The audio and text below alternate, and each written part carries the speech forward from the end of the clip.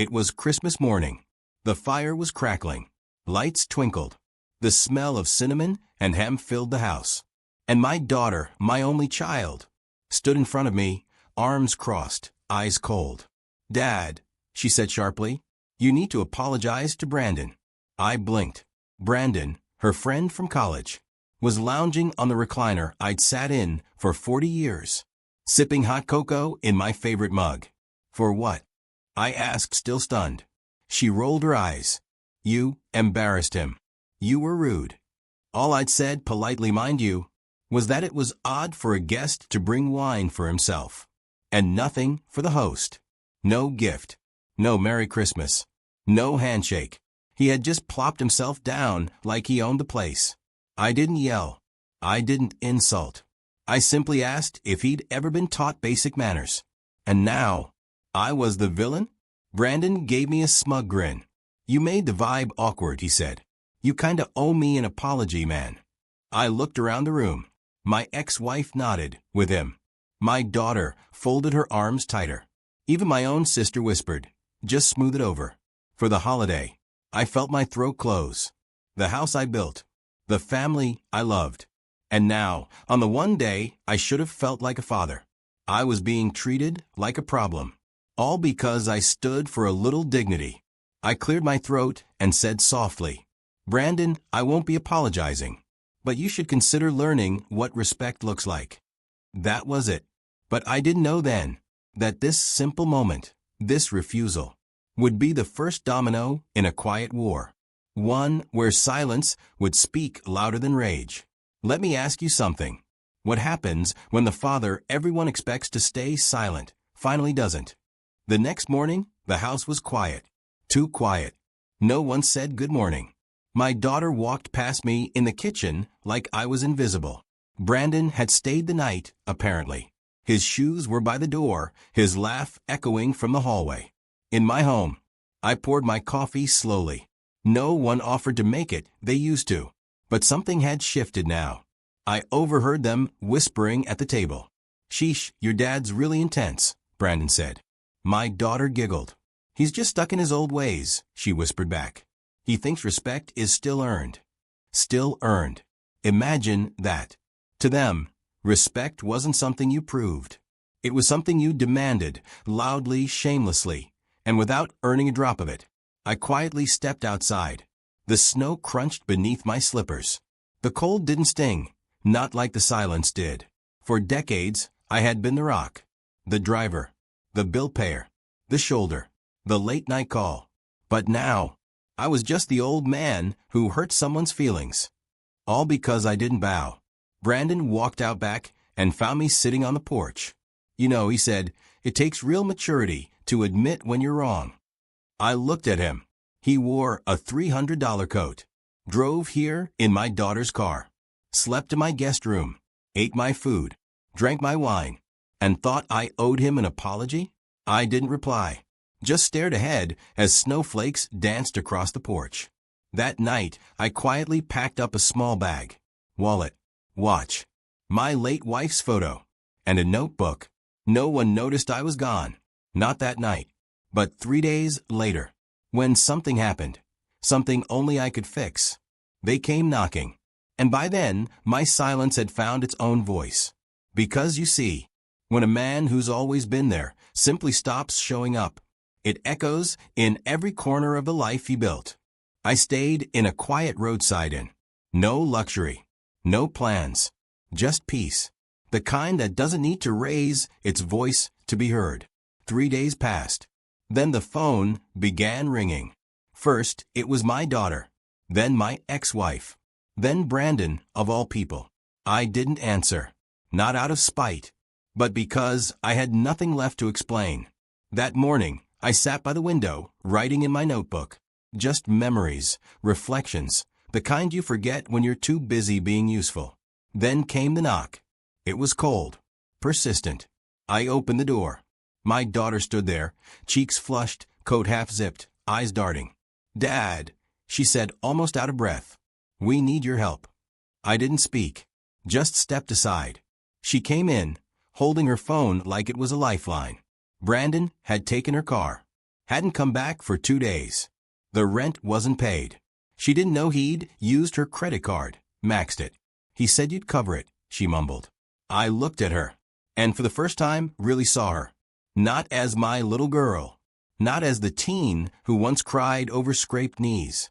But as a woman standing in the wreckage of her own blind trust.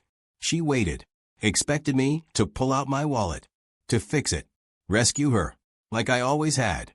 Instead, I asked quietly, "Why did you bring him into our home, knowing how he treated me?" She looked away. I thought he'd change.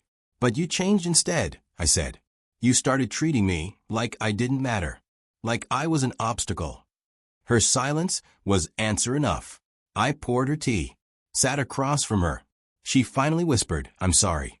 But I didn't smile, because sorry only matters when it comes before the damage. Still, I didn't walk away. I said, "This time, you'll fix this." "I won't." Because sometimes the most loving thing a father can do is let his child face the storm they invited. She stayed the night at the inn, curled up on the armchair, phone in hand, refreshing her banking app again and again, as if money might magically reappear. I didn't say much, just watched her quietly. She had always been sharp, smart, quick, but somewhere along the line, she'd traded wisdom for approval, mine for his. Brandon still hadn't come back. The car gone, the account drained, the landlord threatening eviction, and still she hadn't cried. Morning came. She sipped the black coffee I made her, and said nothing for a long while. Then, "Why didn't you answer the phone, Dad?" I looked at her. "Because I already taught you how to swim," I replied. "But you kept running back to the tide." She exhaled deeply. I thought being kind meant always giving people another chance. I nodded. And being wise means knowing when they've run out. That landed somewhere deep. She pulled out a crumpled envelope. A letter from her boss.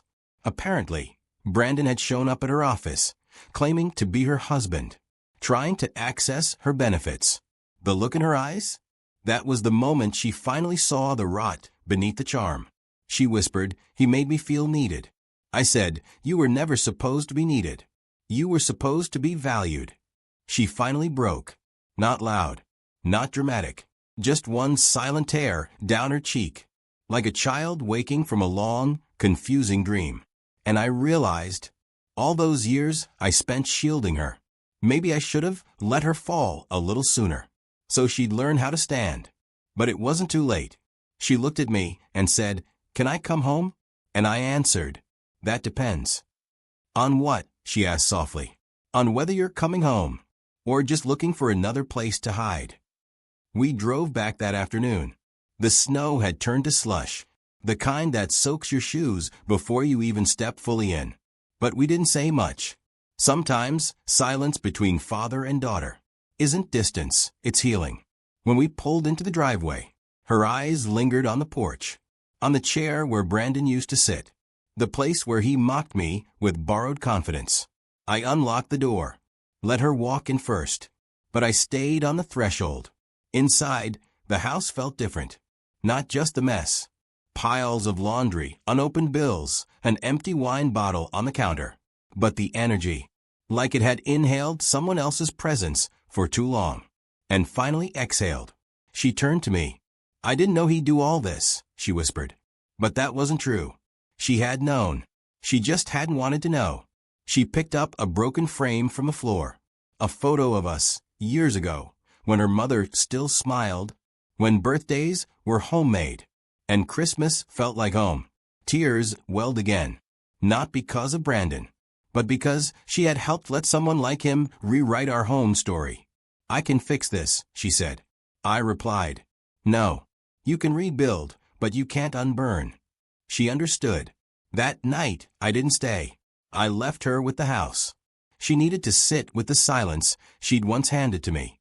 She needed to hear the echo of her own choices. Before I left, I handed her something. An old envelope. Inside, a copy of the title deed. I'd signed it over to her 5 years ago. She just never knew, never needed to know. Until now, as I stepped back out into the cold. She chased after me barefoot, eyes wide. You gave me the house? I smiled gently. No. I gave you trust. What you do with it now is up to you. She called the next morning, voice steadier, like someone who had finally stopped drowning and started swimming. Dad. I cleaned everything, even the basement. I found Mom's old quilt. I smiled quietly, but I didn't go back. Not yet. Because some repairs have to be done alone, without a safety net.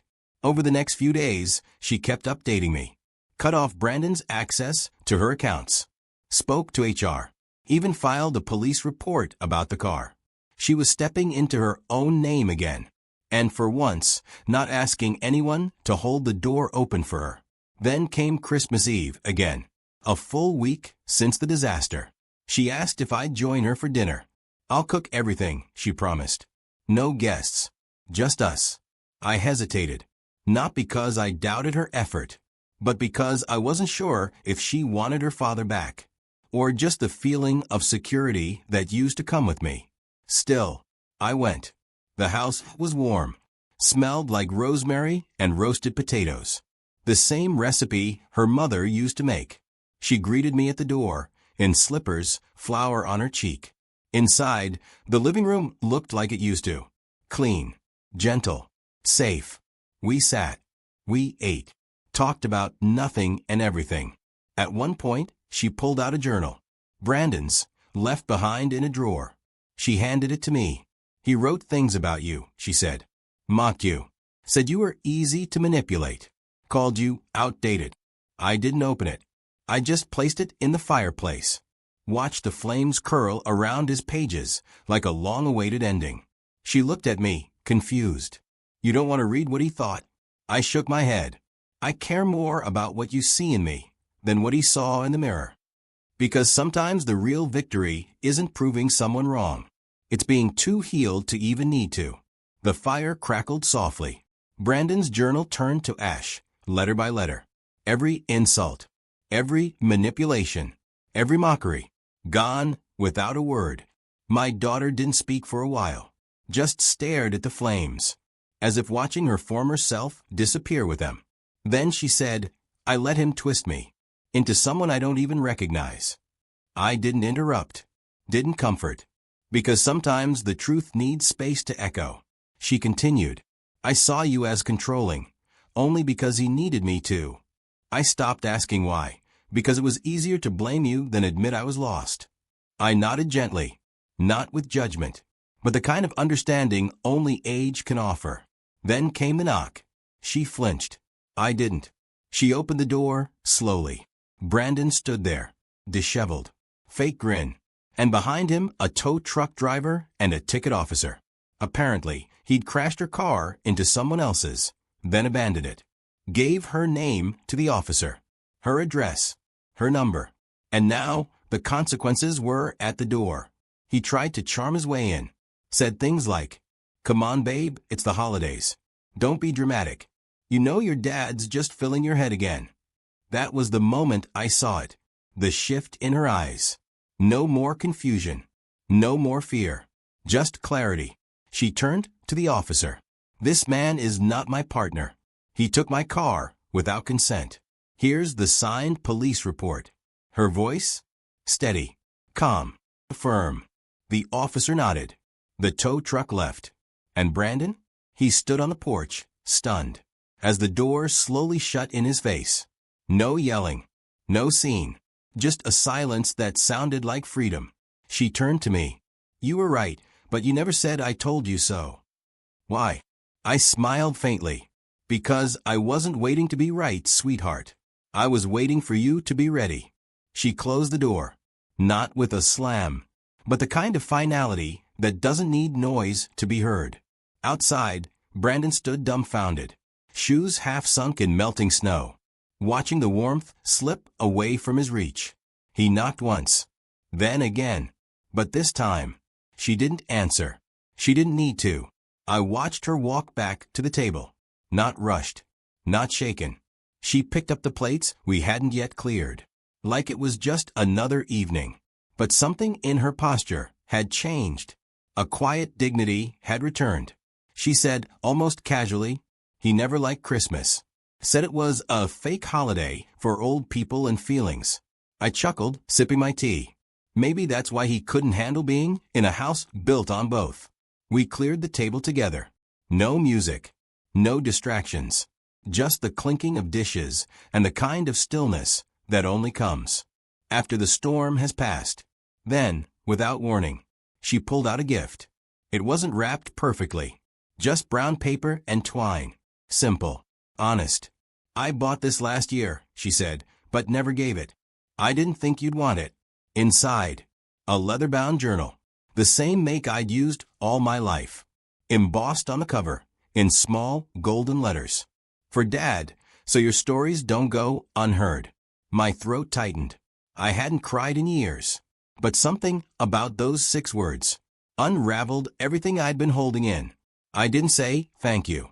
Instead, I opened to the first page, picked up my pen, and began writing. Not about Brandon. Not about betrayal. But about resilience. About a daughter finding her voice. About a father learning when to let go and when to stay. That night, as I left her house, she stood on the porch and waved. Brandon's shadow was long gone, replaced by something far more lasting. She didn't just reclaim her home. She reclaimed herself.